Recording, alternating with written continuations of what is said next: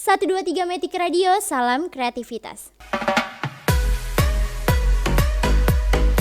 Halo sahabat kreatif, gimana nih kabarnya? Gue denger beberapa sekolah di Indonesia udah mulai tatap muka. Gimana sama sekolah lo, udah tatap muka apa belum?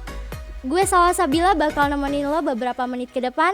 Dan hari ini gue bakal ngebahas beberapa rekomendasi film dan series untuk kalian supaya bisa ditonton di masa PPKM di rumah. Yang pertama ada The Father. The Father adalah sebuah film drama tahun 2020 yang digarap oleh sutradara Florian Zeller. Film yang berdurasi 97 menit ini menampilkan Anthony Hopkins yang menceritakan tentang seorang ayah yang mengalami demensia atau penurunan daya ingat dan cara berpikir. Banyak konflik yang akan terjadi di sepanjang film ini, mulai dari sang ayah yang ingin dirawat oleh anaknya, namun sang anak tidak bisa sehingga ia mengirimkan seorang perawat. Cerita ini diambil dari sudut pandang Anthony yang mengidap demensia sehingga alurnya berubah-ubah sesuai dengan apa yang ada di pikiran Anthony. Penonton akan ikut terbawa mengalami segala emosi dari karakter utama saat dia mengingat peristiwa yang tidak berurutan. Film ini juga sempat menarik perhatian dunia loh, karena berhasil menyabet 2 penghargaan pada ajang Academy Awards 2021, yakni nominasi Piala Oscar sebagai film terbaik dan skenario terbaik. Bahkan, sang aktor Anthony Hopkins juga berhasil meraih penghargaan Best Actor in a Leading Role karena sudah tampil luar biasa serta kisahnya yang menyentuh. Berikut adalah cuplikannya. Friday, 31st of December, 1937. You're living with your daughter at the moment? Yes, until she goes to live in Paris. No, Dad, why do you keep going on about Paris? You told me. No, I didn't. Sorry, and you told me the other day. You've forgotten? She's forgotten. Paris. They don't even speak English there. Dad, I'd like you to meet Laura. How do you do, sir? I say, you're gorgeous. Thank you. I must say he's charming. Yeah, not always. Laura has come round to help you. I don't need her or anyone else. I can manage very well on my own.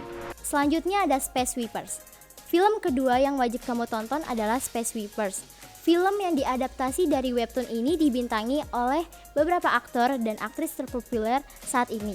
Sebagai film Korea pertama yang mengangkat kisah pertualangan luar angkasa dan menceritakan tentang dunia pada tahun 2092 ketika manusia di bumi sudah kesulitan bernapas karena rusaknya lingkungan. Sehingga satu-satunya solusi adalah manusia harus meninggalkan bumi dan tinggal di luar angkasa. Di luar angkasa pun banyak puing bertebaran sehingga kapal bernama Victory yang beranggotakan 4 orang ini ditugaskan untuk mengumpulkan sampah antariksa karena hasil dari pengumpulan sampah ini bisa dijual guna mempertahankan hidupnya. Konflik pada film ini muncul ketika ada Dorothy, robot humanoid yang imut dan menggemaskan itu ternyata dianggap sebagai senjata pemusnah massal. Akibatnya, Victory terlibat dalam bisnis yang sangat berbahaya, bahkan mungkin akan beresiko lebih dari yang mereka bayangkan. Film ini juga membawa pesan baik untuk para penonton loh. Salah satunya adalah untuk menjaga bumi dan peduli terhadap lingkungan agar bumi ini selalu asri dan sehat sehingga dapat ditinggali. 비켜라 이 무능한 것들아 저건 내 거다.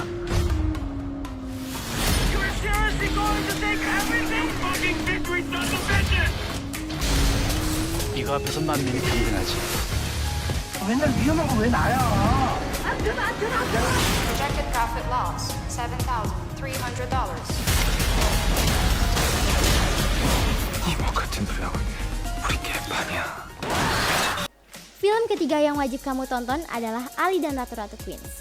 Film yang disutradarai oleh Lucky Kuswandi berkisah tentang mimpi seseorang perempuan yang harus pergi meninggalkan anaknya untuk menggapai cita-cita. Film yang dibintangi oleh Iqbal Ramadan, Nirina Zubir, Asri Welas, Tika Panggabean, dan Happy Salma ini juga mengambil latar tempat di kota Queens, New York, dan Jakarta loh. Kisah ini dimulai ketika Ali remaja 17 tahun yang hendak mengejar ibu kandungnya yang meninggalkannya sejak kecil ke New York, Amerika Serikat. Sesampainya di Queens, New York, ia malah bertemu dengan ibu-ibu rempong nan kocak yaitu Party, seorang cleaning lady bersifat keibuan dan perhatian. Ada juga Bia, seorang bonek menjambi jadi paparazzi. Ance seorang single mom, galak dan bertingkah laku seakan dia agen rahasia. Ada juga Bia, seorang bonek yang menyambi jadi paparazzi.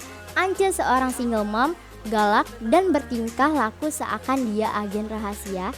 Serta Cinta yang datang ke New York untuk mengejar cinta namun kandas dan berakhir menjadi seorang tukang pijat.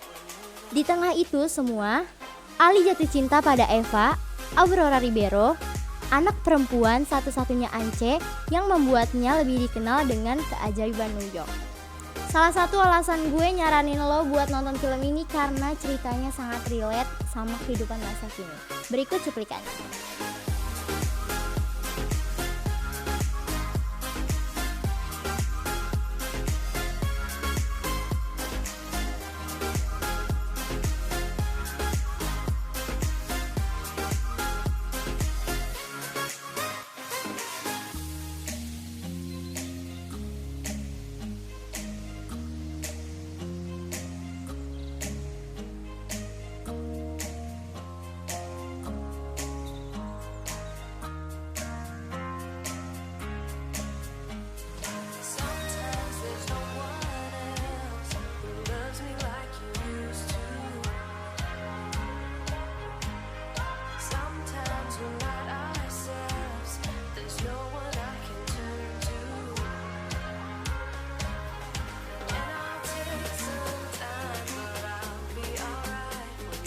Berikutnya ada Elite.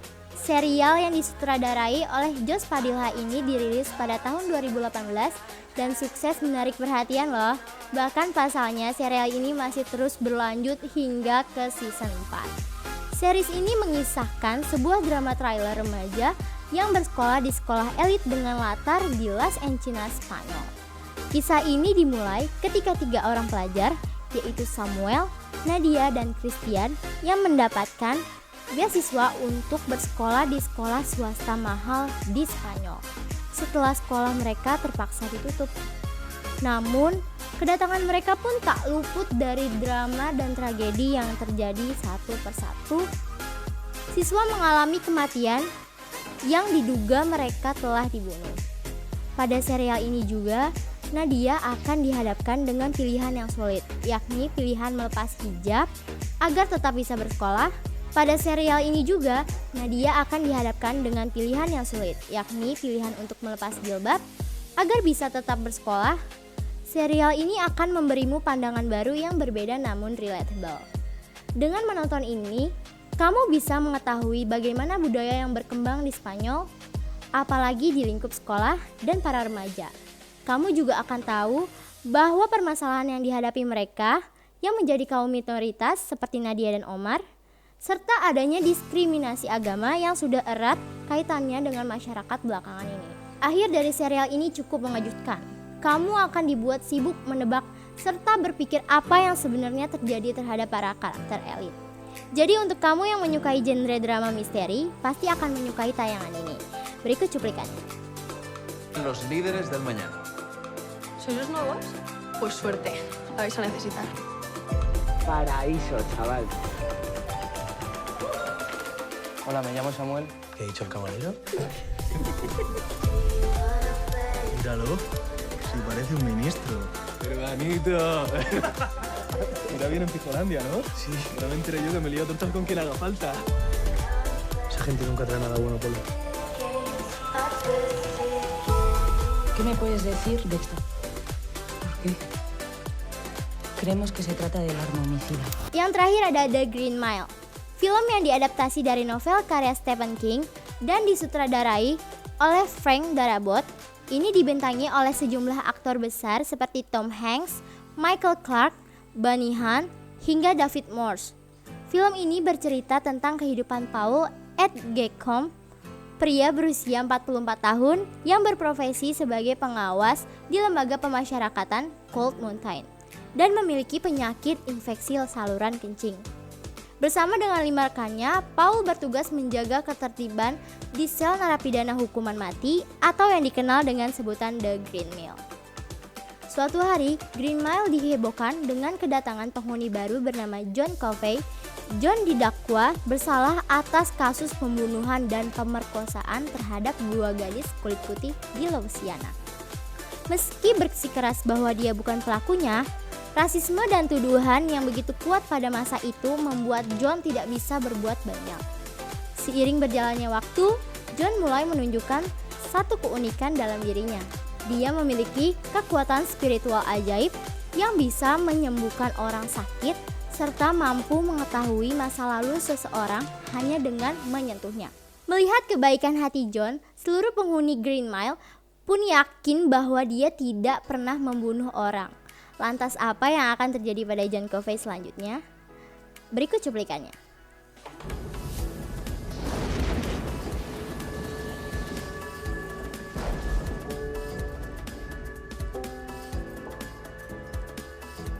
You think if a man sincerely repents on what he done wrong, he might get to go back to the time that was happiest for him and live there forever. That'd be what heaven's like. I just about believe that very thing. Nah itu dia sahabat kreatif beberapa rekomendasi film dari gue yang mungkin bisa lo tonton di rumah selama PPKM. Oh iya, buat kalian yang ada rekomendasi film, drama, ataupun series yang menarik menurut kalian, boleh banget nih komen di bawah supaya bisa ditonton sama sahabat kreatif lainnya. Oke sahabat kreatif, gak terasa udah beberapa menit gue nemenin kalian di video kali ini. Gue pamit undur suara, 1, 2, 3, Metik Radio, salam kreativitas.